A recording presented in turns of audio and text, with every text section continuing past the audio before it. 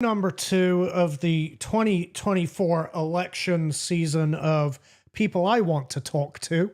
And tonight, Larry Cox, not an interview. I can't interview this guy, obviously. That would be remarkably disingenuous. He's just stopping by for a chat. Let's put it that way. Going to give people a chance to tune in. Going to go through the music, the countdown, and then we'll be back with Larry Cox.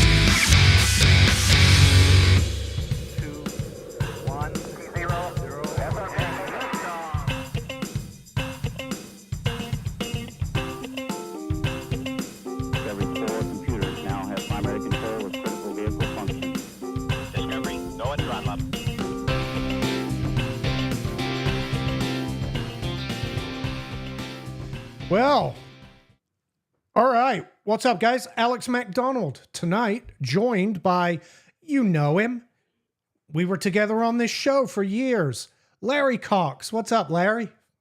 Alex, it is great to be here. Great to be with you. I am going to, I believe, enjoy this conversation tonight because I get to speak freely and uninhibited. No rules. Yeah, no rules tonight. I mean, people know us. They've seen us together long enough to know that no one's really going to hold back in this venue. Listen, it's not an interview. I want everybody to know this is not an interview. Larry and I have way too much of a history. We did this show together for years. We've worked together in many different avenues. It would be highly disingenuous. So with that in mind, I have no questions. I do have some data.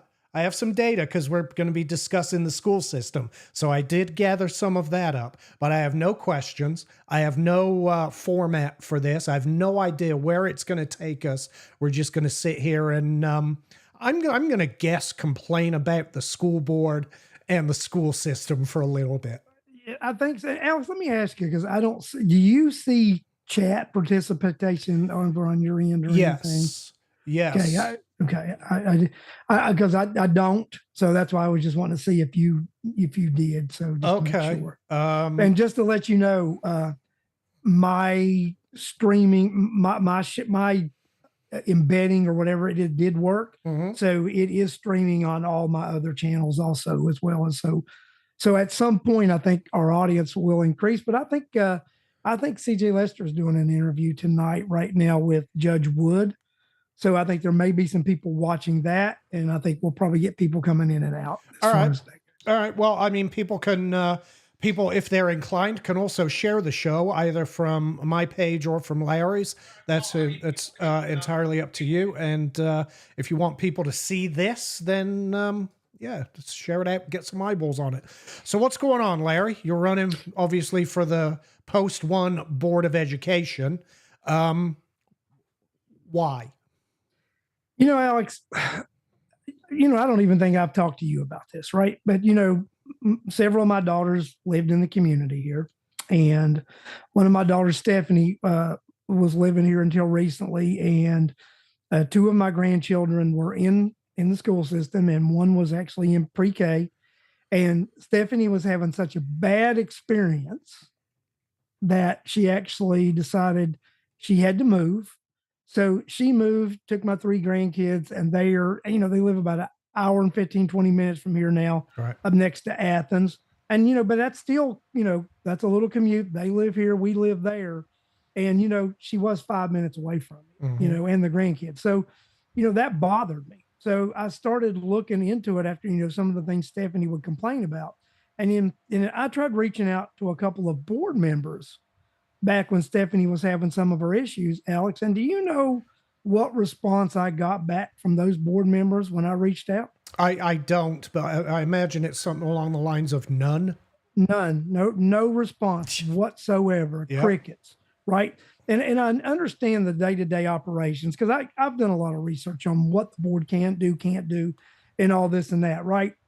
But I at least expected as an elected official that they would at least accept a phone call or return a phone call. And I didn't get either. Right. And if you recall, Alex, 4 or 5 years ago, it's this same group that are in office now, when they were getting $100 a meeting, claimed that they did so much that they deserved That's compensation. Right. That's right. So they get around $1,100 a month now, Yeah. instead of the $200 a month for the $100 per meeting.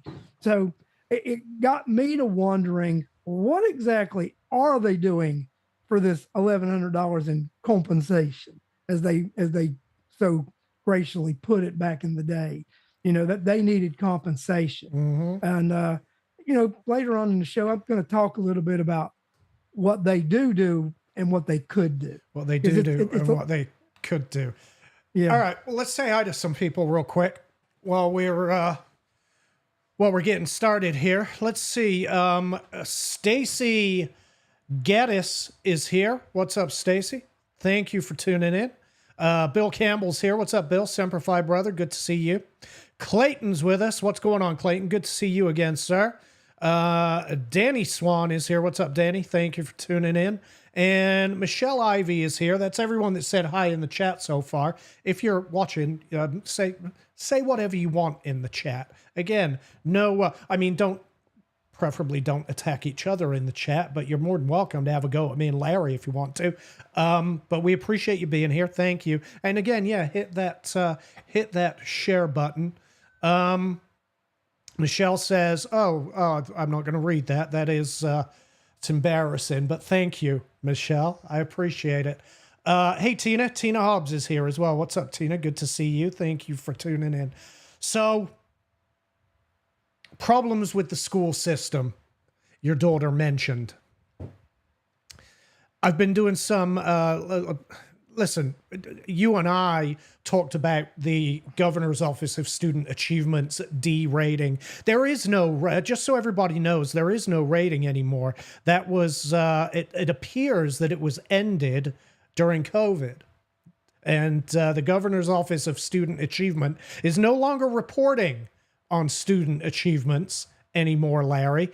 However, the last published rank was a D for Rockdale County.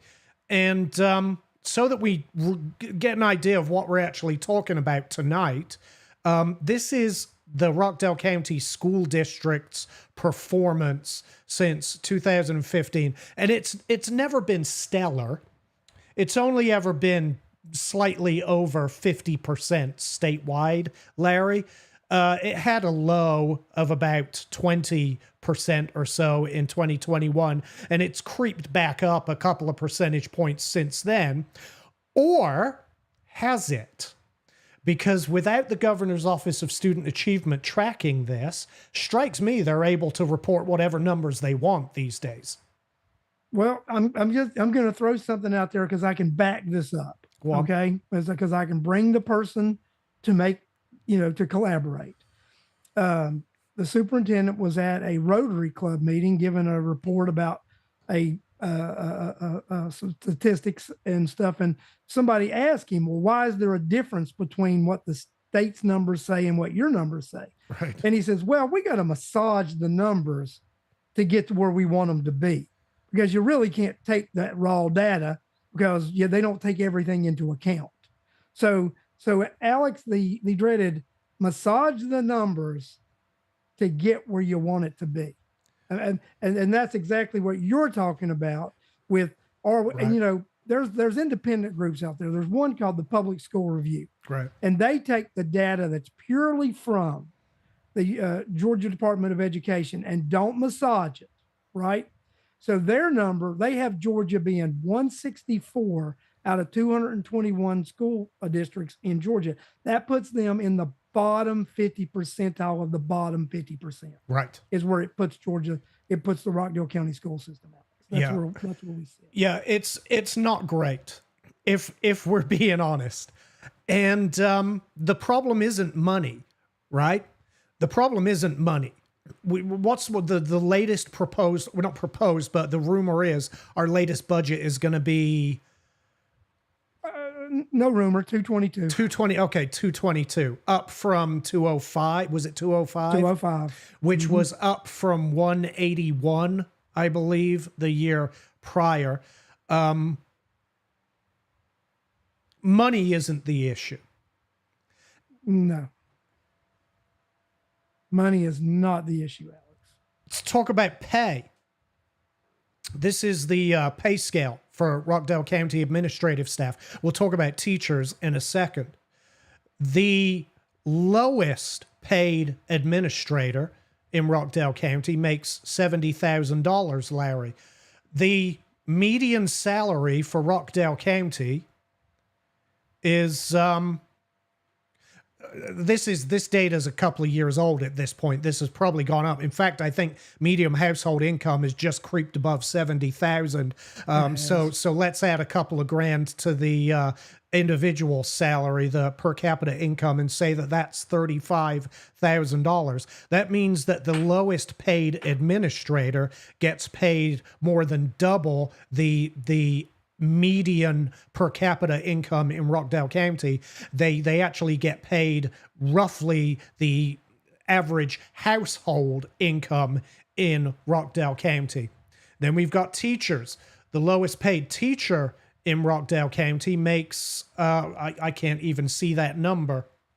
Let me pull that up over on my screen where my tired eyes can see that real quick, Larry. Hold on. The is 48,000 for the lowest paid teacher, for 48,000 in Rockdale County. That's for teachers, I think, with less than 3 years experience. Only 3%, according to the data I found, only 3% of our teachers in Rockdale County, though, are under 3 years of experience. The rest of them are in the higher pay scales. Our teachers max out at $105,000 here in Rockdale County. Money isn't the issue. Teacher pay isn't the issue. Poor student performance, poor student achievement, our poor grades cannot in any way be blamed on money. We're spending almost $15,000 per year per student, and we're failing them dramatically. What is going on? Alex, this is the way I perceive it. when you go to a Board of Education meeting, or when you hear the the superintendent discuss what's going on in the system, they always roll out the top 15%, the top 2,500, top 3,000 students that are performing well. They always talk about their accolades, what programs that they provide for these students, right? Mm-hmm. What we have is we have a system that they don't want to acknowledge they have underperforming. So you and I we live in the real world. We, in our business, the construction trades, if you don't admit you have a problem and address it, what ends up happening? That problem the continues to get worse. Gets worse. It gets worse. Sure. So what we have is we've got a school system that has been in, and I made a comment about the school system being in decline for a decade, and was heavily rebuked by one of the current board members that said that, that this is not a declining system. And I think you and I can both look at numbers and say it's been a declining system, and probably for over a decade. And I would think I was kind by saying a decade. Sure. But when for at least a decade, and and that's even an argument within the school system, was what I understand. Are they allowed to openly say that they underperform? One of the other persons running for board, I think Tanae Davis, she actually defines this quite excellently. She actually says that the Rockdale County school system has some pockets of excellence in it, right? When she's talking about students that are achieving and performing well. But she's correct. And you and I, when you look at the real data before it's massaged, I think we have to agree with what Tanae says 1,000%. We have limited pockets of excellence, and we have the majority of poor performance. And it's because we're failing to address the poor performance, the not reading at level and the not doing math at level, because that means we have to acknowledge a problem and openly discuss it and openly initiate programs for it. So they would rather manipulate the numbers, pretend they don't have a problem, so that it just comes down to this, right? In my opinion, it comes down to the superintendent wanting, and I call it the perception of education rather than the state of education, because they're worried about their next job. They've got to make this performance here look well so that they can move on to the next job. That's really what I see this as. Yeah. And I use this analogy too, Alex. When a sports team is performing poorly on the field, it is 100% all the time a reflection of poor leadership at the top, the head coach. When that starts happening and you have that decline, even coaches like Bill Belichick get replaced because they have a life cycle and a lifespan in an organization. Okay. Terry Oates, I don't really think had a lifespan. He never had any upscale when he came. It was all down. So he was never the right person, because he was never going to acknowledge there were problems, because if you do, then you might not get that next job. Right. That's where I see the big problem. We're not addressing the issue because we're pretending there isn't an issue. Right. And we see them, and quite frankly, we see this in virtually every government-run program. And that's what the school system is. Let's not kid ourselves. It's a government-run program. Do we really expect it to be ran well? But let's talk about those the pockets of excellence, right? Josh is in the chat. Josh asks, he said, Larry, the gifted class isn't great. My child isn't pushed enough. Any way you could change this once elected? Probably not. I don't think the board have any say on curriculum, do they? The board actually passes curriculum, Alex. Do they really? Yes, the board actually does. And what my intent is this, right? I think that the school administration, the faculty, the superintendent, they need to do the day-to-day operation, 1,000%. But the board needs to be a little more interactive. They need to be a little more out of the box. They need to be involved and actually get opinions from all over the place on what criteria what needs to be enacted, what policies need to be enacted, and even the budgeting. The board is set with setting and approving the budget. How can you approve a budget of something that they've worked on for months and you'd only see it when they present it to you? Sure. And with me, what I want to do as a board member, and the board has this authority. I've researched this. The board has the authority to be involved in this budget process from the beginning. We had a discussion the other day, and John Bowers was, he echoed in on some of it. I'm a big proponent of zero-based budgeting. Sure. I think zero-based budgeting needs to be implemented in the school setting. I mean, we start in one of the. Well, I think it needs to be implemented nationwide, quite frankly. Right. But yeah. But I think one of the persons the other day, Justin Kenny, said we need to build from the ground up, from the school up, not from the district office down. And that's what we're doing now. We're starting at the district office with our budgeting and budgeting down to the school system. Right. So we need to start at the school system in the schools and budget from the ground up. We need to budget from there up. So if we do that, we have a better chance of capturing those dollars at the beginning. And then as we're getting short toward the end, then there's where you make cuts, because the higher you go up, let's be real, the higher you go up is where it becomes non-essential. The closer to the ground, to the ground level in the school system is where the essential spending needs to be. Right. So essential spending needs to be established first before we get to the ivory tower. Yeah. Speaking of Justin Kenny, he's in the chat. Justin will be here next Saturday. That one will be a more structured interview, unlike this one. Like I said, I can't actually interview Larry. It would be disingenuous. Justin will be coming on next Saturday, and I'm going to have Danielle with me. Danny, who is my co-host on my other show, which I'm not going to plug here because it has nothing to do with Rockdale. But Danielle is a teacher. She lives in Minnesota now, but she's worked for both the Georgia public school system and the Georgia university system. She's taught in public schools and at UGA. She'll be with me talking to Justin Kenny next Saturday. So tune back in for that if you guys want to.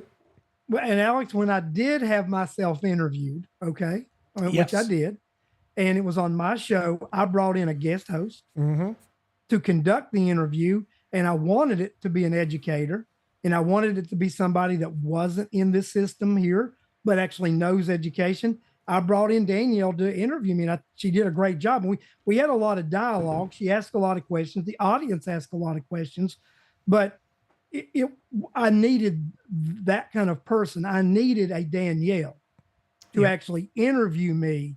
I mean, and I told her what I thought that it did was someone of her caliber interviewing me. It brought credibility to my campaign because I was able to answer those questions that an educator had. Yeah. Right? I mean, I love Danny because, well, first and foremost, she's my co-host on the other show. She's great. But secondly, for this particular issue, Danielle is a great resource because she knows the school system here, but is no longer affiliated with the school system here. So she can talk about the school system here without any threat of reprisal or retribution. Because let me ask you this. If we tried, either of us, if we tried to get Rockdale County teachers on our shows to talk about the system, do you think any of them would come on? Alex, I have Rockdale County teachers that are supporting me, but I can't say their name or mention or share things to Precisely. them because it could jeopardize their employment right now. Precisely. And that doesn't bother me. You know me, right? That doesn't bother me one bit because I understand. And you and I have got information from people in the past, this and that, whatever. And, people have shared stuff with us and we've kept it confidential, right? Yeah. So I understand there are pressures on people, and I would never do anything for anybody to cost them their livelihood, right? Yeah. So I understand. I mean, there are educators right now who struggle with what's going on in the school system on a daily basis, right? And and that one of the reasons that we talk about our friend Justin, one of the reasons he decided to reach out for the appointment that he got. Remember, Justin's never not been elected. He was appointed, and he's going to point that out next week, but I'm going to point it out today. His wife is a teacher. Right. So Justin hears about the pitfalls and the struggles that go on in the system every day Firsthand. firsthand because his wife is an educator. And that's one of the reasons that stimulated Justin to do it. And then you've got, Sandra Jackson Lett, who goes to everything, right? She goes to board meetings, city meetings. She, is it volunteers in the community? Then you got Janie Jones, same exact way, right? Janie Jones is actually Dr. Janie Jones. She is an educator herself. So Janie understands what's going on in the educational system, right? She doesn't work in Rockdale now because you can't work in the system that you're an elected board member to. Mm-hmm. But I think we have, just like the educational system, I'm going to say something here. Some people are not going to like this. We have pockets of excellence on the Board of Education also. Right. Yeah, that's we have right. Pockets of excellence right now on the Board of Education also. And then we have some underachieving on the Board of Education as well. Yeah, some underachievers and some apparently financial experts. I don't know if their proficiency in math is any greater than 7%. We'll talk about that number in a second. But yeah, apparently some financial wizards on the Board of Education as well. They apparently aren't all that wizardry. Let's talk about that in a second. Say hi to some more people though. Pam Lowry's here. What's up, Pamela? Good to see you. Thank you for tuning in. Clayton is here. Clayton has a question. Clayton said, I don't know, but I assume that most of the school and Board of Education budget is fixed. Is that correct? Teachers, buses, facilities, etc. What I was told is this deal. You're going to, Alex. Is this going to be like massaging numbers again? Because listen, if that's how you do it, I'll try that next year on my taxes. I'll come up with the number I want, submit it, and see what happens. This is what I was told, that that there's only 12% of the budget that's not salary related, is what I was told. Okay. And I'm gonna have to really look at this, right? I'm gonna tell you what, I have a hard time believing, you know what I mean? Because if it is that high, if we have 88% that's allocated to salary, then I have to question, like Alex, 53 employees that work at the board office. Mm-hmm. Cover 6.8% of salary. I mean, $6.8 million. Right. You do the math, 53 people, $6.8 million. What's that average salary? Right? Yeah. $130,000. Yeah. I'm no better than 7% proficient in math anyway, so I'm not going to sit here and try to do that. No, but I'm telling you know what I mean? Well, it doesn't surprise me because look at this, here's the administrative salary schedule. Here's the teacher salary schedule. You guys can screenshot these if you want to. Along with that though, are all of the supplements that go with these. Here are all the athletic supplements, which are 7 or 9% of your salary, an additional 14% of your salary for a basketball coach. These are for the athletics related supplements. Look at them all. Then these are the non-athletic related supplements. And then we have food service salaries. And I shit you not, there are incentives that go along with those. At the bottom of the page there are the supplements that go along with the food service salaries. Larry, it doesn't surprise me in the least bit that salaries are the highest. And remember, those salaries are just the benchmark. They're the baseline. Then there's benefits. You got to have benefits and pensions. But let me tell you, Alex, parapros are some of the most important people that work in the school system, right?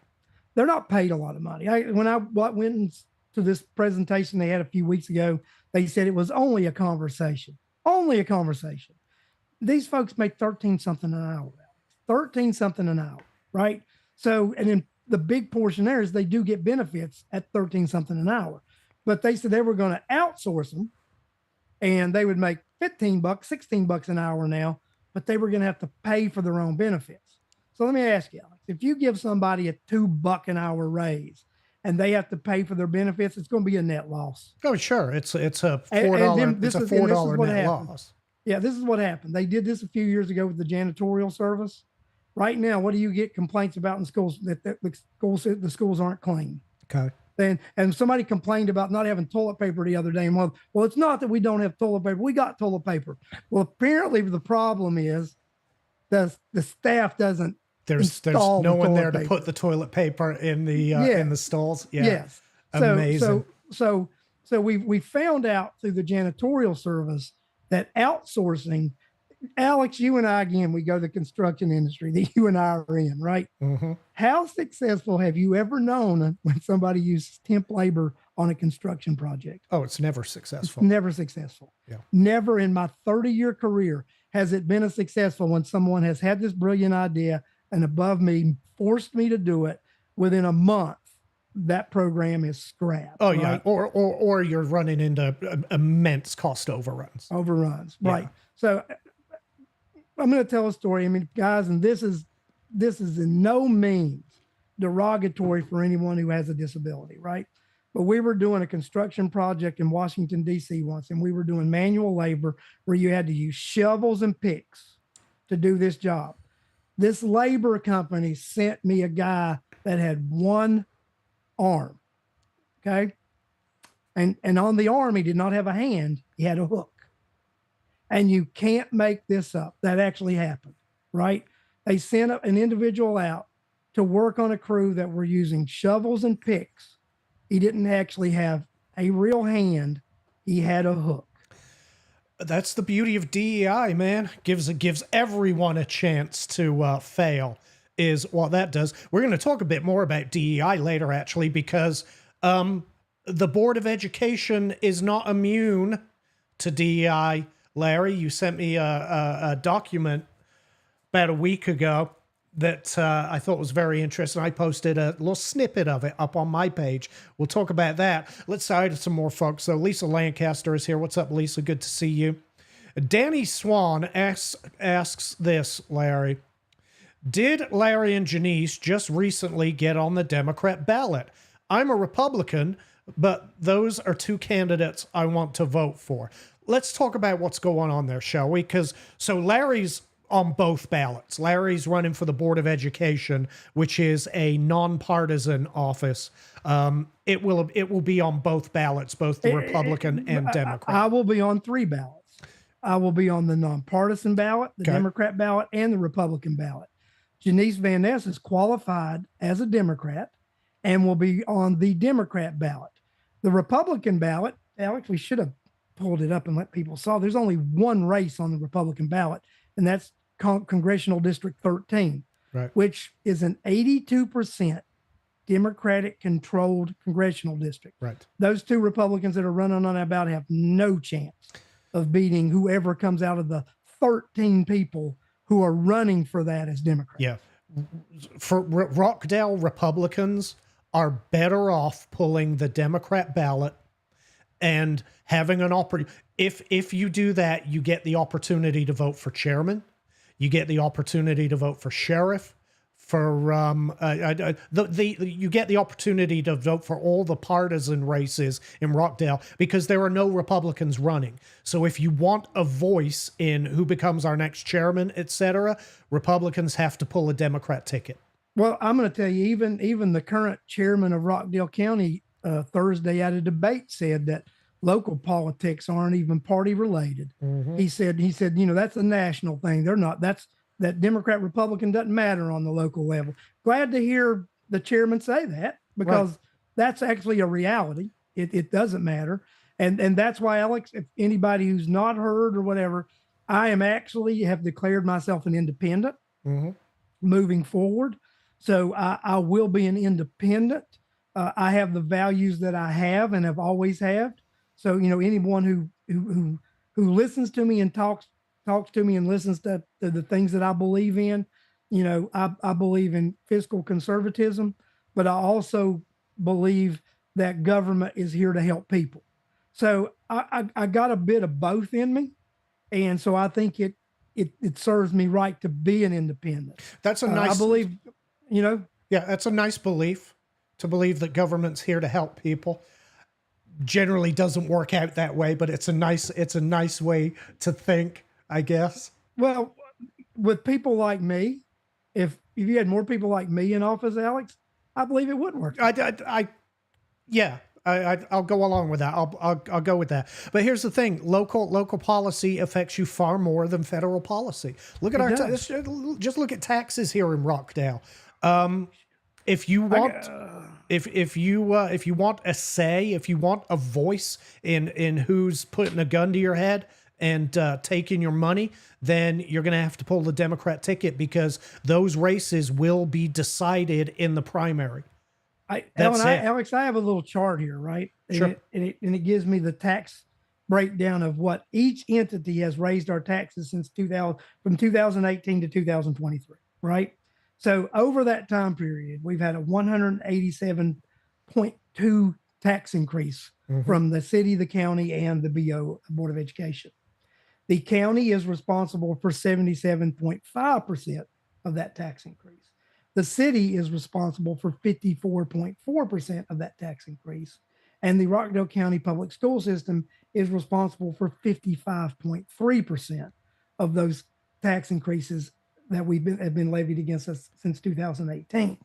But yet, some of the individuals, we're going to go there with the financial experts on the school system, have said, the county raised your taxes, we've lowered your millage rate. Well, that's two different things. Just want everybody to know that the millage rate is nothing but a multiplier that's used against the assessed value, which will determine your tax rate. Right. So, Here's an example of taxes here in Rockdale. From 2014 to 2023 is the outlier because there were the state credits. But 2014 taxes of $179, 2022 taxes of $1,200. But notice the big jumps started in 2016 when Oz Nesbitt was elected. Do you see that? We've had under Oz Nesbitt, that is 600. That's a 600% increase. Right there, Larry. That's what Janice, Richard Odom, Brian Jenkins, and Dr. Settleback all say. Right. They all have that in common. Yes. They all do say that about when taxes started escalating. Yeah. And is that a coincidence? Well, no, of course it's not a coincidence. That's precisely what Oz Nesbitt wants. He doesn't want Rockdale County to be Mayberry anymore. He wants Rockdale County to be something else. I don't know what his actual vision is. You can't really tell from their strategic plan, because that's all over the damn place. And it's so all over the place, they're constantly revising it. So I've no idea what Oz's vision is for Rockdale, other than he wants it to be a remarkably high tax county and has increased taxes sixfold for your average taxpayer since he's been in office. It's time for him to go. However, we're talking about the Board of Education tonight. But let's say hi to some more folks, because people are asking questions. Oh, are they asking questions, or are they just... Danielle's here. What's up, Danielle? Michelle Ivy says the kids are out of control. Yes, they are. Tina says teachers are being asked to take training to do different jobs, but not being compensated for it. I'm not going to sit here and cry about teacher salaries. I mean, you saw the numbers. They are not underpaid. Let's put it that way. Elisa says pulling a Democrat ballot does not affect how you vote in November. That's correct. Doesn't affect your vote for president in November. Doesn't even affect your vote for president in the primaries, because we've already had that election. It happened in March. You've made your choice. You're missing out on nothing other than voting for a Republican for Congress that just cannot win. Well, and let's just say, if there would happen to have been a Republican running locally, it's a 70-30 breakdown here. A Republican cannot win an election in a partisan election in Rockdale. Right. Oh, Lisa says, but Oz's taxes went down. Oz Nesbitt's taxes are an interesting beast. I should have pulled them up. Oz Nesbitt has to have the only home in Rockdale County that doesn't increase in value, Larry. for some unknown reason. Now, it could be that it could be, I suppose, that he challenged his valuation at one point and got it frozen for a number of years. But yeah, it's interesting how his property doesn't seem to. There was an appeal, and he did get a 3-year. Okay, but yeah, it's interesting how his doesn't seem to appreciate along with everybody else's. Yeah, Oz Nesbitt's taxes. Interesting beast right there. Does anybody in the chat got any questions, or you're going to pull? I've been pulling up questions as we're going. By the way, do me a favor, folks. If you have a question, put a big Q right at the beginning of it so that they jump out at me, because otherwise I'm trying to read and talk at the same time, and that's for me that's ridiculous. Well, you do that a little. And I'm going to talk about something that really bothers me with this board right now. Sure. One of the things that bothers me with the current board we have is we got a few board, like I told you, this pocket of excellence on the board, right? So this pocket of excellence, they like to discuss things and have open conversation. And there have been a couple of situations where they put things on the consent agenda that should be discussed, but they put them on the consent agenda so they can just slide them through, vote on them, and not discuss them. One of the things that they put on the consent agenda let me ask a question. Is that like going into executive session? No. The consent agenda is something that supposedly everybody consented on prior to, and there's no need to discuss it. But that's not what's going on. That's transparent, isn't it? Yeah, it is. One of the things was when they decided this second year in a row to have graduations outside of Rockdale County and rent New Birth. And on a weekday, right? So they're going to have graduations the day after election during the daytime. Alex, is it convenient to go to graduation starting at 9:30 in the morning and lasting all the way in the day on a Wednesday? I mean, generally, no. Week? No, it's not. So Tucker. Lisa was asking how to spell your dog's name. Yep. Hey, he's more than a dog. That's my son. And he is a write-in candidate for Post 2 Board of Education. There you go. Yes. There were several people I heard over conversations the other day after the forum Thursday night, and I don't think they knew I was listening, but they fully intend on writing in Tucker Cox. Do they really? Yeah, Tucker is going to perform really well in this coming election. But Tucker's going to get a vote for school board in Minnesota. I believe he will. He's going to. Or at least somewhere in Minnesota. Yeah, but Alex, if you've got board members that when a motion is made to remove something from the consent agenda, so they can have an open discussion as to why they're going to spend thousands and thousands of dollars renting a facility and graduating the kids in another county, and you won't even discussing it openly. What message does that send of how transparent the school system is? Well, there's zero transparency, right? Obviously, the purpose for that is to avoid having to discuss issues in front of the taxpayers. Let me ask you this. Who do the board work for? Actually, two parts. Who do they think they work for, and who do they actually work for? Again, a majority of the board think that they work for the superintendent. Right. But actually, the superintendent works for the school board. Right. And the school board work for the voters. And I know people are going to say, well, no, they don't work for the kids. The kids aren't paying the taxes that fund this Ponzi scheme. The taxpayers are. The school board works for us. Plain and simple. Alex, you'll always get this statement. It's for the kids. It's for the kids, right? Now, education, you have to provide a quality education because the kids are the future, right? But let me tell you something. If you don't have when people ask me this question, this is, where is your priority? My priority is the community, right? Because if I have a healthy community, I have a healthy school system, and I'm putting the kids first. Right. And I know people say, well, how do you get that?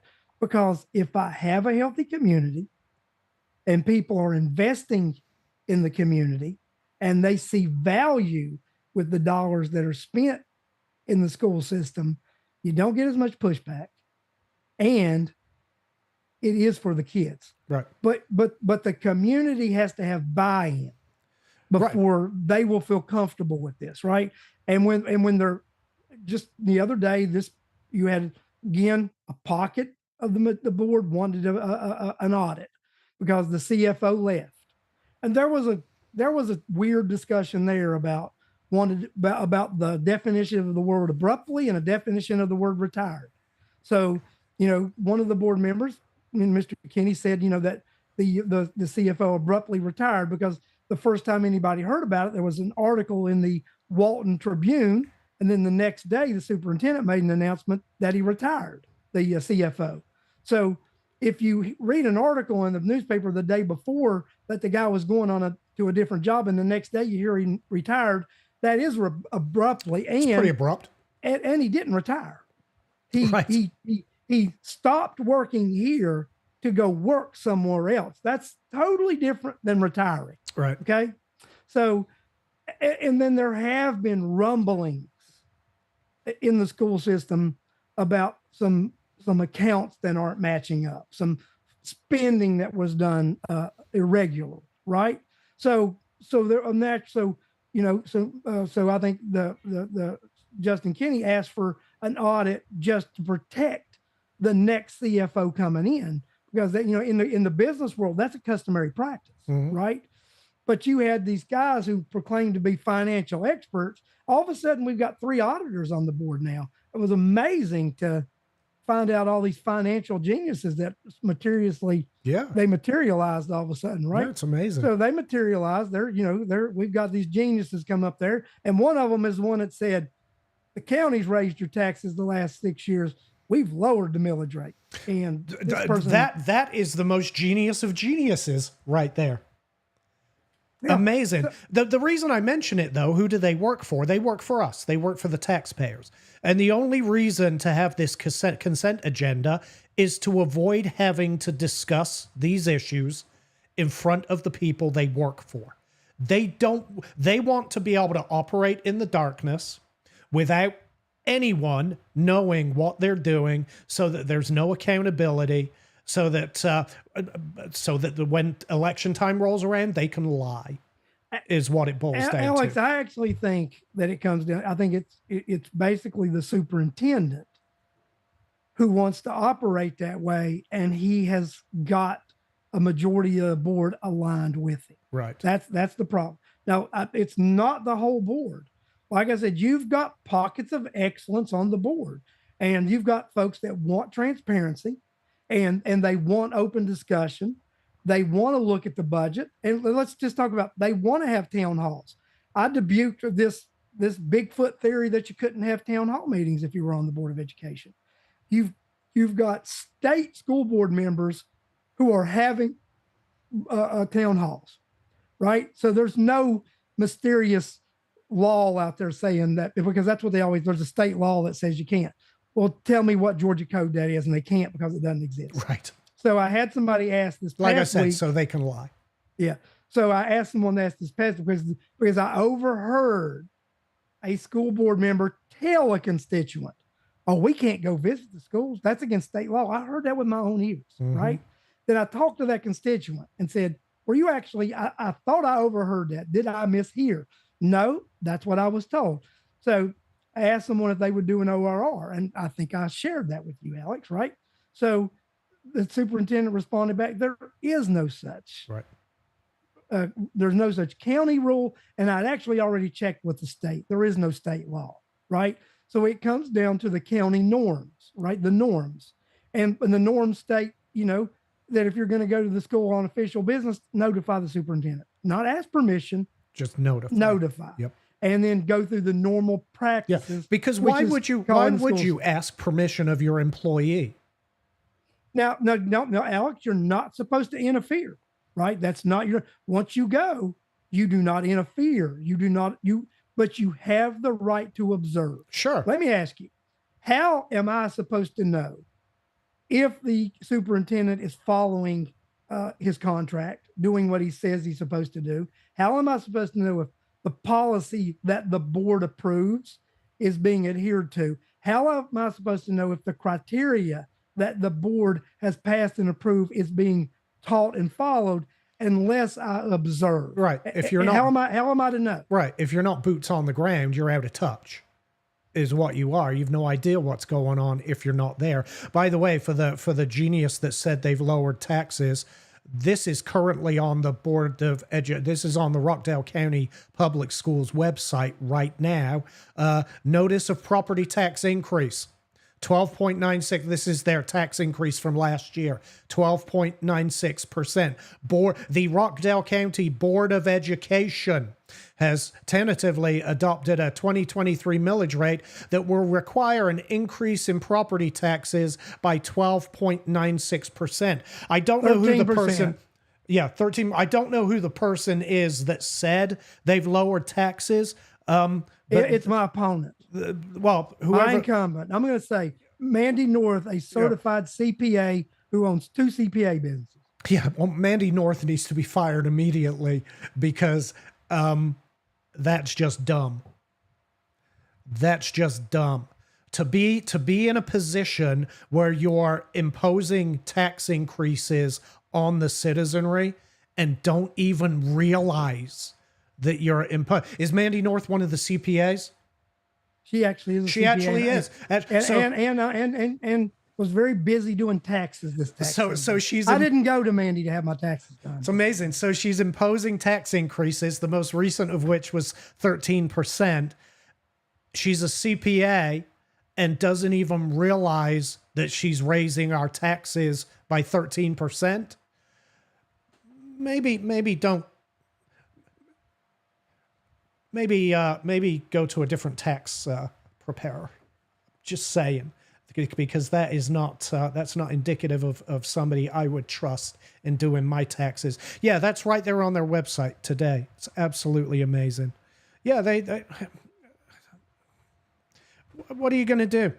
I'll tell you what we're going to do. Vote for different people.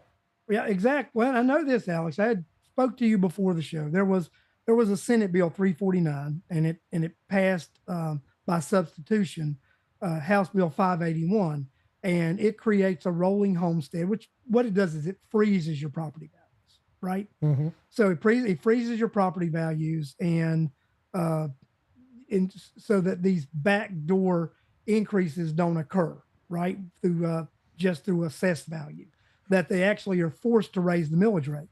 But from what I understand, the superintendent, this piece of legislation will be voted on by the voters in November. It will overwhelmingly pass because, it was originally entitled in the Senate the Save Our Homes Act, right? And this piece of legislation is a fair piece of legislation. It's a well-crafted piece of legislation, and it is pro-taxpayer, pro-homeowner. But it gives county governments, Board of Educations, and cities the ability to opt out of it once it's approved by the voters. They have from January 1st to March 25th to hold 3 hearings, say why they're opting out, and then pass a resolution internally opting out. Okay. So if they opt out, then they're going to only want to opt out for one reason, and it's because they want to keep raising your taxes to oblivion. Right. The only reason, right? But this is fair legislation. What it does is it makes them identify tax increases as tax increases.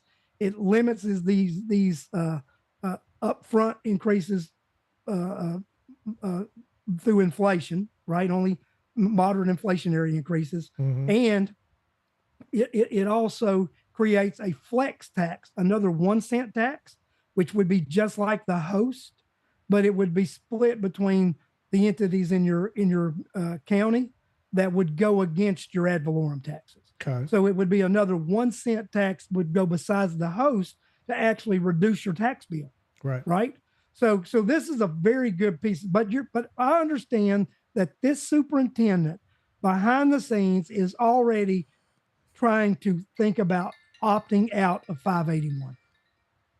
That doesn't surprise me. We got a call coming in. Let's see if this is related to the show. Hey, you're live on the air. Who do we have? Okay, that's not coming through. Bear with me. Hold on, brother. You there? It's not connecting to the system here, Larry. Um, this is why I bear with me here, caller. Let me see if I can get this working. Alex, you know what? We used to test this stuff. Remember back Well, in the this day? is why I stopped actually hooking up the phone to the thing to begin with, because it got to the point where it wasn't working. Something to do with, I think it's working now. You there, caller? Hello, Yeah. Hey, who's this? this is Justin. What's up, Justin? You have a question for Larry? Yeah, I do. I just want to know why the school taxes keep going up in this county, and the population for younger kids in schools keeps decreasing. We have so much schools in this county, yet like there's less and less kids in the school system. It's kind of like we need to decrease the schools, like shut some schools down to save some money. Yeah, you know what? We're going to answer that. Thank you for the question. I'm going to let you get off the phone. Larry and I are going to answer that and go back to the show and listen in. All right. Thanks, Justin. Larry, I mean, that's an easy question to answer. It is an easy. This is unfortunately, this is something we've actually discussed in a lot of the forums we've had. Right. We've discussed in the last 3 years, I believe, just 3 years alone, that we've had a 2,000 student decline in enrollment, but yet the numbers keep going up. A lot of that is because of the benefits, right? Benefits have increased drastically. So, but it still is an indicator of if the enrollment is going down, there should be some flattening out of the budget. There really should be, right? There should be. That's what we're looking at when we talk. When folks like Justin and myself and other people talk about building the budget from the bottom up, when you start at the top and you don't make any cuts at the top, then you're going to maintain a bloated budget, because that's where the most expense is, at the top. Just for example, when Justin got on the Board of Education, I remember going to these meetings. They had a RIF, which is a Reduction in Force Act, right? So they did a Reduction in Force Act, and they said they did not lay any teachers off. They did not lay any teachers off, but there's a point system as to where they allocate teachers, right? So if you've got this, that, whatever, and each school is allocated points, they did reduce the number of teachers per school out. Okay. So that means they didn't hire additional teachers, right? Okay. But what they didn't do, they didn't decrease any numbers at the central office, and actually increased numbers at the central office. Okay. And they did a reduction in force, reduced teaching staff, but kept the number and increased it at the central office. Yeah. Our problem in Rockdale County is we've got too many people in the district central office. We have too many vehicles. We have too many other things that we're not aware of, because we don't do a deep dive into the budget. The board gets thrown these thousands of pages this thick and say, here it is. Now look at it. You got a couple of days to look at it. We're going to pass. Yeah. I mean, it's a jobs program, and they have to protect the jobs program regardless of enrollment. Listen, why is enrollment going down? Because we're an aging population here in Rockdale. Kids graduate and they move on. They're not being replaced with new kids. The majority of people moving into Rockdale are more established, they're older. Let's put it that way. They're older. They don't have these young kids that are flooding the school system. And Rockdale County kids, where they're going is beyond me, because they're certainly not prepared for college. We'll look at those numbers in a minute, I guess. Well, I do want to talk about who's coming to Rockdale County. Sure. Because I've done research on this, right? Mm-hmm. So the Atlanta Regional Commission and the Census Bureau all have data regarding this, right?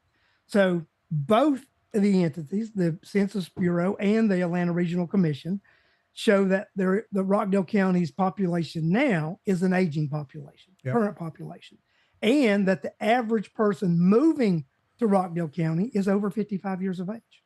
So you've got an aging population that doesn't have children, and you've got a population that is the people moving here are over 55, and they don't bring children. Mm-hmm. An interesting thing at the one meeting I went to where the Atlanta Regional Commission was at, and they were talking about the building of the homes and this and that here in Rockdale County, right?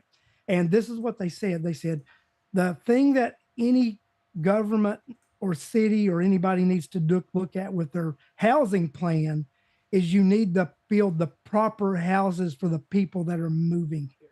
Yes. So that's townhomes that are 2 level with stairs and such might not be the not best ideal. homes for elderly people that are moving to Rockdale County. Not ideal. You and I have discussed that a lot in the past.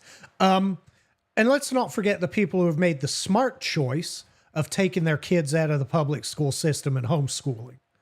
Not a massive number of people, but I think we're going to see that number grow from this point forward. Or like my daughter, and she moved and took her 3 kids to a school system that's performing. Yeah. But I mean, one of the reasons we have an aging population is because our schools are crap, right? We have Rockdale Public County Schools have an average ranking of 2 out of 10, which is in the bottom 50% of Georgia public schools, Larry. They have math proficiency ranging from 10 to 14%, which is lower than the Georgia state average is only 36%, which is abysmal to be honest. But Rockdale County schools 10 to 14%, and I have other numbers that get even worse than that when you drill down on a school by school level. Reading and language arts 15 to 19%, which is lower than the state average of 39%. Overall test scores in the bottom 50%. It's a bad school system. In Rockdale, 23% of elementary students tested at or above proficiency level for reading, and 15% tested at or above that level for math. Then you're going to get in trouble, Alex. You know why you're going to get in trouble? Because I haven't massaged these numbers well enough. Those are the exact numbers that the superintendent massaged to get from 23 to 58 and from 15 to 49. Yeah. But then when you drill down even deeper and you look at, let's look at Rockdale County High School, 7% math proficiency, 7%, Larry. We've got Salem High School with a 4.1 college readiness score. Heritage with an 8.4 college readiness score. Our schools are a disaster. They were on the decline for quite a while. And they plummeted under the superintendent. But since this superintendent, it's been tragic. Well, and but it comes back to what I said in the beginning of the show. We've got a problem. They don't want to acknowledge it. They march out the top 15%. They brag about those over. And Alex, let me tell you, I was an overachiever in school, right? Mm-hmm. I was going to overachieve no matter what. It is what it is, right? These kids that are overachievers here, they're going to overachieve no matter what. Sure. It's who they are. Mm-hmm. It's not hard to throw a few things out there, a few programs with them and get their numbers to bump. Not hard at all, right? So those are but if we don't do the same things for the kids that are underachieving, then we're not doing the school system at large any favor. Right. We don't acknowledge there's a problem. We hide the problem, so we don't fix the problem. Mm-hmm. As long as you hide a problem, you're not going to fix it. Right. Because if you fix it, then you got to admit it exists.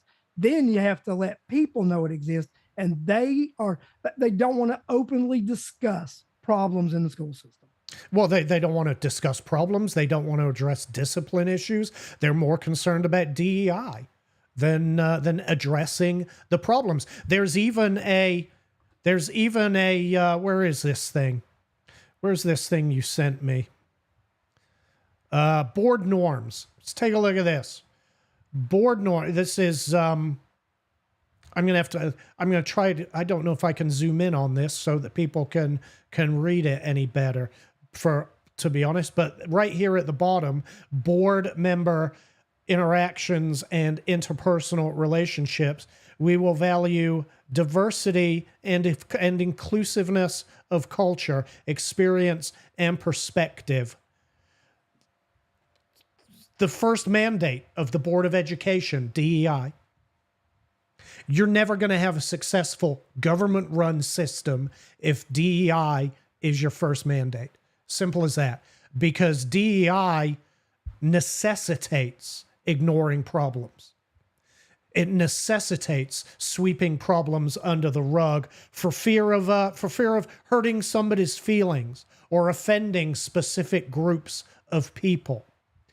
You're never going to succeed if that's your primary mandate. And that is the primary mandate of Rockdale County Schools and this Board of Education. And that's got to change. If the focus has to be the kids, which, yeah, I think the focus should be the taxpayers, but whatever. Some people think it should be the kids for whatever reason. But if the focus is to be the kids, we've got to take the focus off of identity groups and actually put the focus on the kids. Alex, I think the focus is, if you're on the board, and the focus of the school system is providing a quality education, right? That is the focus, right? But by doing that, like I said earlier, you have to have a healthy community, right? Mm-hmm. So if you have a healthy community, you're able to provide this quality education, and it's got to be a partnership. And I think I discussed with you, and I've now added it to my issues list about putting together a committee. Yep. Right, a council, kind of a stakeholder committee, an advisory council, right? So my advisory council will be made up of the superintendent or designee, right? It would be made up of a couple of board members, made up of some administrative staff from schools, some faculty members from schools, students, and community members. Yep. Right. And it's going to be a pretty large board. You probably have 50 people on the board on this council, right? But it would be a council that we would have interactive discussions, address the true issues that are going on, the true deficiencies, and we discuss what solutions are there to resolve them. Right. And the only way to do it is to include everyone. Right. And I'm just going to tell you, this superintendent and the majority of this board right now do not want anything like that to exist. Absolutely not. Because then you don't have the advantage of consent agendas or executive session. Then you have to be in the sunlight. You've got to be transparent. Of course, this superintendent doesn't want that to happen. And I think it's an admirable thing to want to establish. But good luck getting any teacher to volunteer for it. Good luck getting any member of the administrative staff to volunteer for it. There are going to have to be some pretty hefty protections put in place to protect them from retribution. I've actually had some conversations with some people about that, right? So, and this is what I do not know if we would get any active right now, but there are retired former administrators, and there are retired teachers in Rockdale County who I have talked with who have agreed that they would serve on such a council. Okay. And that probably would be a better alternative, right? Right. Is to have actually people who have retired from the school system in administration and faculty. I don't think you're going to have a problem getting students. And you can't be mean to students. Right. You know what I mean? Right. And community members, they're not going to have a problem. Now, superintendent or his designee and the board, I don't think you'll have a problem with certain board members would not have a problem with this. And not all board members serve. It would be a rotating thing. Get a couple board members at a time, serve on it for like a year, right? Mm-hmm. And either the superintendent or his designee, one of his staff for a year time period, and you cycle people on and off, right? And it's just like, I believe term limits on anything, term limits on boards, term limits on the Board of Education. I want to talk about this for a minute, Alex. Right now, you've got Mandy North, who is finishing up her third term. This is her 12th year in office. So she would be running for a fourth term, which would be 16 years. And if my math puts me right, that's her serving the entirety of the plummeting of the school system. And doesn't even know she's raised our taxes. Right. Then you have Pam Brown, who's running unopposed. There is a write-in candidate running against Pam Brown, Tucker Cox. Tucker Cox. And then we have Heather Duncan, who will be completing 2 full terms, right? So that's 8 years, running for a 3rd term. Right. Okay. You have Akita Palmer, who's completing a 1 term, right? She's running for a 2nd term. Then you have, that is all. I did say, and Justin was appointed. Justin was appointed. So he's 1 year into an appointment of finishing Wells Darksdale's term before he retired. But you've got of these board members, 3 of them, 2 have served 2 terms, 1 has served 3 terms, and they're running for re-election. Look, all right. So here's, so that people know then, obviously the key to beginning to turn this around, and there are no overnight solutions here, but the key to beginning to be able to turn this around is replacing the superintendent. Who on the board right now supports replacing the superintendent? This past contract renewal, you had 3 people vote in opposition of renewing the contract, and that was Justin Kinney, Janie Jones, and Sandra Jackson Lett. So that leaves Pam Brown, but she's running unopposed. Mandy North voted to renew the contract. And so, I'm running against Mandy. So Mandy North needs to go, and the other seats aren't up. Heather Duncan. Heather Duncan. So and you have who's running against Heather? You have Darlene Smith running against Heather. Okay, so Darlene Smith needs to be elected. Yep, and then you have and I think a very qualified person running is Tanae Davis. Very qualified Tanae Davis, and she is running against Akita Palmer. Okay, so Tanae Davis. Let me just tell you who Larry Cox is going to vote for. Go on. Okay? I'm going to vote for post 1. I'm voting for myself. Voting for Larry Cox. Post 3. I'm going to vote for Justin Kinney. I think Justin has done a great job serving in his first year as an appointed government official. Right. I intend on voting for Darlene Smith for post 4. I intend on voting for Tanae Davis for post 5. I think if we change if we change the makeup of this school board, we are able to change the superintendent. We're actually able to put people on this board who will be willing to actually be interactive in the budget process, be interactive in establishing criteria, and be interactive in setting policy, Alex. And that's what we have to be. We have to have a board who is willing to be interactive. A few years ago, this very board was getting $100 per meeting, and they had 2 meetings a month, and that's $200. They claimed they were doing all this work and needed compensation, and they get $1,000, $1,100 a month now, right? But now you hear them say, well, we are limited. We can't do anything. Well, don't they also get benefits? Job. Yes, they get health. Some of them collect health insurance. Yeah. So, and I understand that's the reason for some of them running this time is to collect health. And that could be, I mean, that alone could be $1,100-$1,200 a month. Yeah. And that's a budget. I mean, that's a good way to budget. I do not think part-time elected officials need to have health insurance off the go. Absolutely not.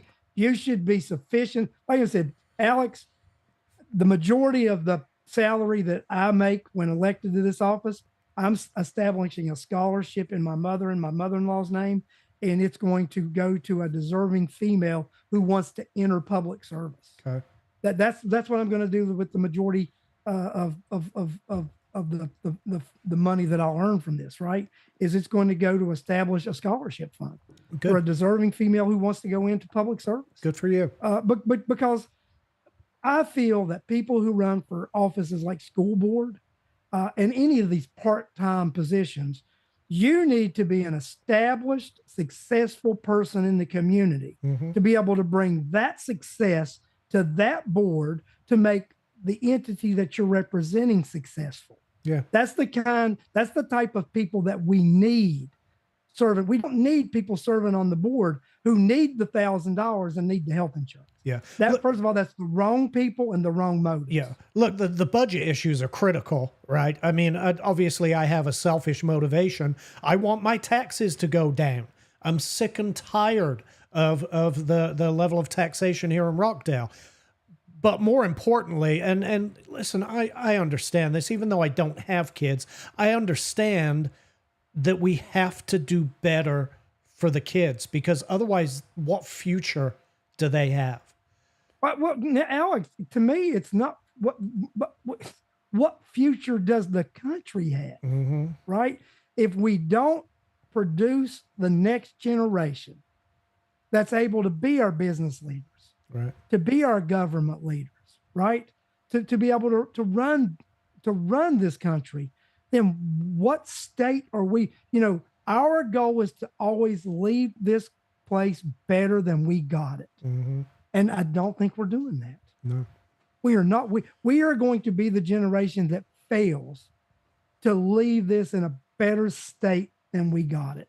And that bothers me, Alex. Yep. It bothers me. It's because we treat it like a jobs program instead of a system of education. It's exactly what it is. It's unfortunate, but that's what it is. And if we want that to change, it's got to start by replacing the Board of Education, who are the only people that can replace this superintendent. Yeah, and Alex, if we're able to, well, I'm able to get on that board and we have some help. I want to pass policy that helps. Board members can visit schools right now. It's just they're told they can't, so they believe what they're told and they don't verify the law. Right. Board members can have town halls and interact with the public. I answered one of the questions because they said, well, we have these cluster meetings and nobody comes to it. And I made this comment, and Alex, you're aware of this. You've been to a few of these I've had. I said, as a private citizen, I have had town halls that have been overflow meetings. As a private citizen, I have had town halls that we have filled the room up that we've had the town hall in. What do you think I could do as a board member of the Board of Education? Right. I could fill those rooms up. Oh, yeah. Right. So we've got to understand, if they didn't have anybody come to it, most likely because they didn't promote it and they really didn't want anybody coming. Mm-hmm. And I said that. Let me ask you this. Do teachers, I know the answer to this question. Do teachers need to be concerned about you getting on the Board of Education? Teachers do not need to be concerned. They don't. Let me. I'll say this: teacher salaries, the vast majority of that is handled by the state. Right? Listen, Governor Kemp, every budget, Governor Kemp's giving teachers raises. That's going to continue. We can reduce costs without having to cut teacher salaries. We can certainly reduce costs to the residents, the taxpayers of Rockdale, without any threat to teachers whatsoever. It might be a threat to the administrators, but I don't give a shit about them. Let me tell you, Alex, this is what I said. I actually made this comment at one of the forums that there would be no salary cuts at the school level. Right. And there wouldn't be. Right. Because we have waste at the top. We have waste in vehicles. We have waste in Lord knows what incentives that are offered that I'm not aware of because I don't get to see the budget. Right. So I really want to look at this budget and go through it. Like I told people, I bid multi-million-dollar projects. I put together budgets for multi-million-dollar projects. I manage a multi-million-dollar company. I think I can look at the spreadsheet. I look at P&Ls all the time, profit and loss sheets. I'll be able to look at this budget and I'll be able to see what's fat and what's not. Yeah. Because I am used to see, I can look at a P&L and within a few minutes identify critical issues that are causing problems within minutes, Alex. Yeah. Within minutes. Yeah. We need a hunt. We need a search for a superintendent that values education over diversity. And when we do that, the students will be better off. The teachers will be better off. The teachers will be able to teach without worrying about retaliation for whatever it is I mean, from what I understand, retaliation in this school system is rife against. Well, I define it a little different. I say we need a superintendent and we need a board that are more concerned about the state of education than the perception of education. Yes, absolutely. And if we are able to accomplish that, we will succeed. I mean, I firmly believe, Alex, if I'm elected to this board and I've got the team that I think that needs to be put on this board, I don't think it will take long for you to see results. Right. I really don't. Right. Lisa said her favorite quote from any of the forums: "Cut the fat before you cut the meat." Who said that? Yeah, Justin said That was Justin. Yeah. Yep. Yeah. Yeah, it's exactly what you need to do. What else? We're on here. What else do you want to talk about? Well, Alex, I think we've beat it up about an hour and a half, and I think people, they know, right? If you listen to me, you know where I stand. I don't disguise my feelings on issues. I don't sugarcoat them. I believe that you need to say what you mean and mean what you say. Right. Okay. And it's clear to people that I believe that the Board of Education, the majority needs to change to replace the superintendent. Well, and that's what will improve this school system. Bill asks, can you address the discipline problems and the superintendent's secret police force? The superintendent has his own KGB, his own RSB? Is that what's going on here? Let me tell you what they did. During COVID, they got a bunch of CARES Act money. You know that. Yeah, and they implemented programs that we can't afford. They were told, don't implement programs that are continual, right? These have to be one-off expenses. What do? Continuing programs anyway. Go on. I'm sorry. What they did was they bought a bunch of golf carts and they hired about 10 characters, paid them $80,000 a year to ride around in golf carts. And that's his private. That's his KGB, his private security force. Terry Oates' own secret service. So we add it up, Alex. When you do that in benefits, that's $1 million right there. Easy. That's $1 million, right? Easy. $1 million more, right? Yeah. And then there are some grants out there that I think he wants to add some additional staffing originally with the sheriff's department. And then once he gets it established, sort of hijack those positions. This superintendent's goal is to start his own police department like some of the colleges have. Isn't it Moorhead that has it? Several of them have their own police departments, right? So that's his eventual goal, is to actually, and let me tell you what, superintendent and the Board of Education need to stay in the business of educating, not law enforcement. Listen, this is what they dictator. Need to leave law enforcement to law enforcement. He's operating as he wants to be a dictator. He wants his own police force so that he can protect his own position, because that will be their mandate. Their mandate will be to protect the superintendent. It's not going to be to protect students. It's not going to be to protect the board. It's going to be, you're going to be the police force for the superintendent. Dude, this guy is out of control. Now he wants a brand new, he wants us to buy him a brand new Tahoe so that he can drive from out of the county. They bought him the Tahoe. Did they buy it? Yes. Had 50,000 miles on the old one. They bought him a brand new one. That's lovely. So that he can drive from his home in another county where his kids go to school. They don't go to school here, naturally. Why would the superintendent ever bring his kids to this disaster of a school system he's created? But now we got to foot the bill for him to drive back and forth. It's absolutely sickening.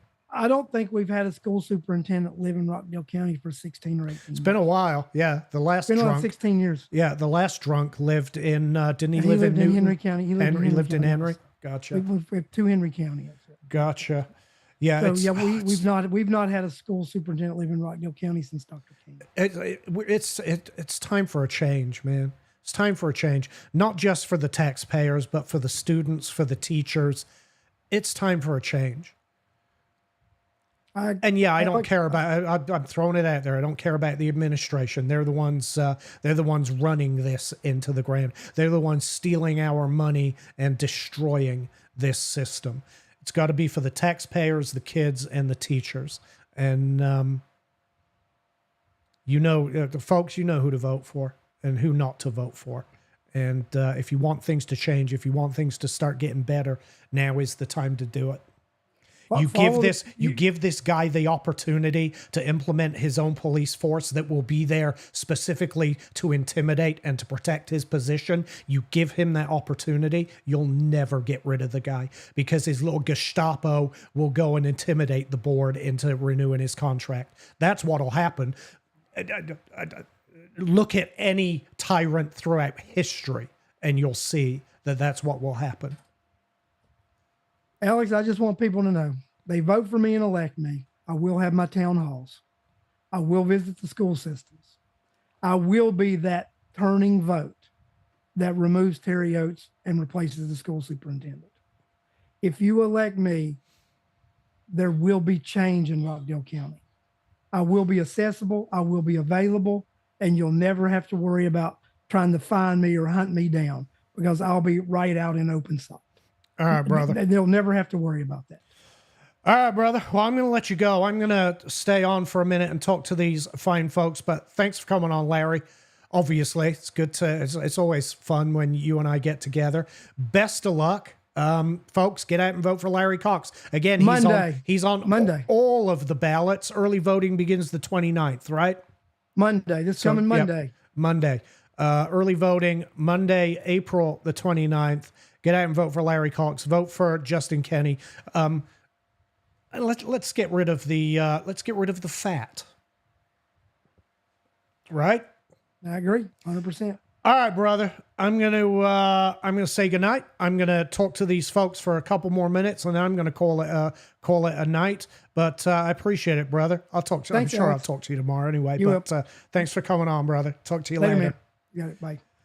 So Larry Cox there. Go vote for Larry. Couple of pieces of housekeeping. I had said I'm going to have a few people on. Justin Kenny is next Saturday, and again, that's going to be far more structured. Danielle will be on with me, and again, Danielle is a teacher. She no longer works in the Georgia school system, but she has worked for the Georgia school system and the Georgia university system. She'll be coming on with me to talk to Justin Kenny. Then I said there was one other person I was considering inviting on, and I made the decision to invite him on. He'll be on Wednesday, and that's going to be Brian Jenkins. Brian Jenkins will be here with me on Wednesday, and there's a reason for this. We'll get into it on Wednesday night. It's not a bad reason. It's I'll tell you. I may as well tell you the reason. I have certain certain preconceptions about Brian, and not as I know Brian as a man, and I like him. He's scary, fucking scary. He's intimidating for sure. But I know Brian as a man, and I like him. As a politician, I have certain preconceived notions, and I want to bring him on to talk about that. And because I believe I'm not the only one. I think a lot of people probably have the same preconceived notions about Brian that I do. But I saw him at the chairman's debate the other night. And it made up my mind for me that I wanted to invite Brian on to have a conversation with him, to have a little chat with him, and maybe get to know him a little bit better. So that'll be Wednesday. Hopefully you'll tune in for that. So yeah, Wednesday, Brian Jenkins. Next Saturday, Justin Kenny. Hopefully you'll come on back. Hopefully you guys will share the show and let people see what's going on. But that's it. I'm going to get out of here. Thanks, guys. Thank you for tuning in. We appreciate you. And see you next time.